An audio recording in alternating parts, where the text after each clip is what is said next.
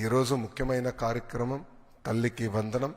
ఆనాడు చాలా స్పష్టంగా ఎంతమంది పిల్లలుంటే అంతమంది పిల్లలకి తల్లికి వందనం ఇస్తానని హామీ ఇచ్చాం.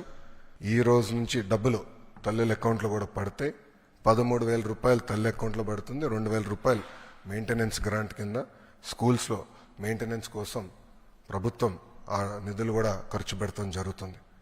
సో భారతదేశంలో ఎవరు చేయని విధంగా సంక్షేమ అభివృద్ధి కార్యక్రమాలు ప్రభుత్వం ఈరోజు చేస్తాం జరుగుతుంది. గౌరవ ముఖ్యమంత్రి చంద్రబాబు నాయుడు గారి నాయకత్వంలో సంక్షేమ అభివృద్ధి అనేది ఈ ప్రభుత్వానికి జోడెద్దుల బండి. మాకు చాలా క్లియర్ మ్యాండేట్ ఇచ్చారు.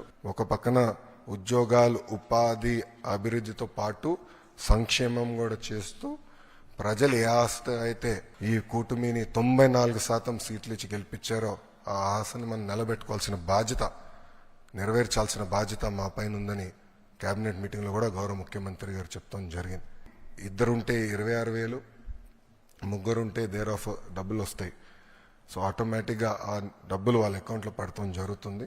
సో ఇచ్చిన హామీ బాబు సూపర్ 6లో మరో హామీ ఈరోజు కూటమి ప్రభుత్వం నిలబెట్టుకుంటాం జరుగుతుంది. Thank you.